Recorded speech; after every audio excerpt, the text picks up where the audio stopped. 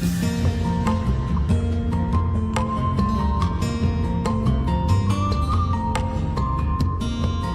infer is to make a logical conclusion based on observation. So, before we infer, we observe. And as we learned, when we observe, we notice details, even the smallest details. We gather the evidence. When we have gathered the evidence, we connect it with what we already know about our world and about what we might have learned earlier. So we connect it to our prior knowledge, we read between the lines, then we come up with a logical conclusion based on our observation and our prior knowledge. Now, sometimes it is that things are clearly stated and we do not need to infer. When we infer, we are looking at the facts and trying to create meaning from it. However, good critical thinkers understand that what they infer may not necessarily be what is. So we have the facts and the facts can tell us something more. And that's how we are inferring.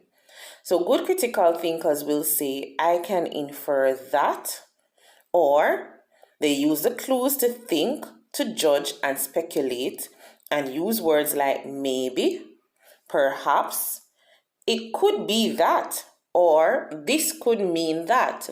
So we're not saying that it is, we're saying it could be, maybe, perhaps, or we can infer that this is the case, but we're not saying that it actually is.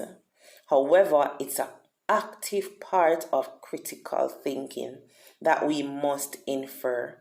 Observe, notice the details, connect the details with our prior knowledge, and come up with good logical conclusions. Good speculation, not mere assumptions.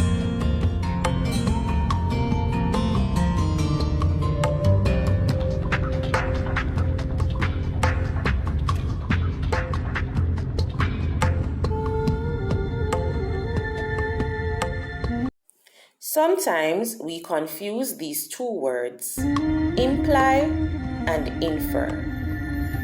Imply and infer are related but not the same. To imply is to hint at something.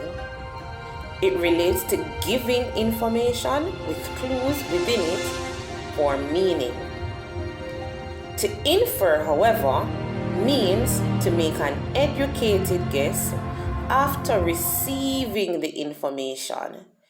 So, one person will imply, that is, to give information with clues about the meaning, and the next person infers by receiving the information that was implied and making a logical conclusion based on the evidence that was given from what was implied.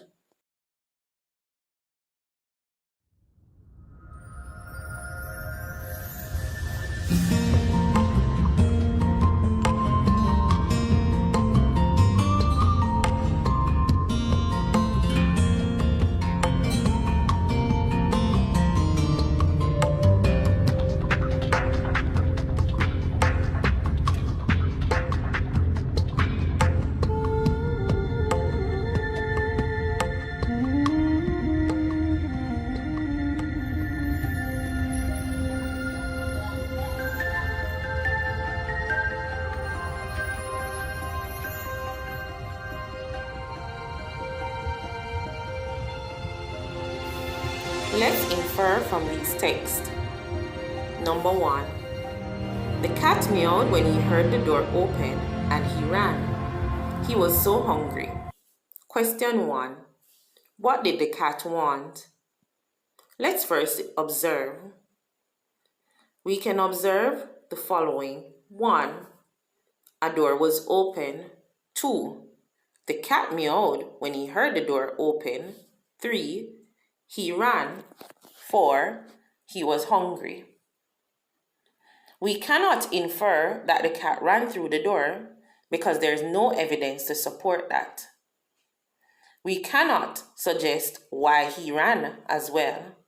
However, The question asks, what did the cat want?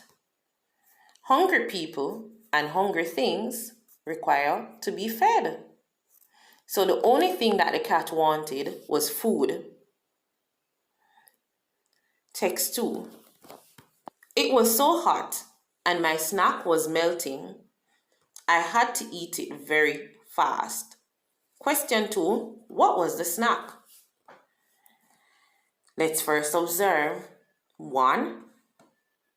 The place was hot. We cannot infer what caused it to be hot. So we cannot infer and say that it was a sunny day. We just know that wherever the person was hot. 2. The snack was melting. It suggests that the person was eating a snack, but it was melting. We can infer that the heat caused it to be melting. The text also said, I had to eat it very fast. We can infer that the person was eating quickly to avoid losing the snack as it melted.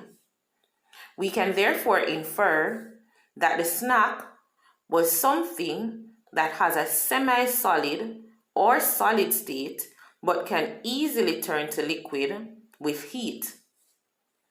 We can therefore infer that the snack could be something like popsicle, icicle, ice cream, something edible, something that can be eaten but can be melted easily in a hot place.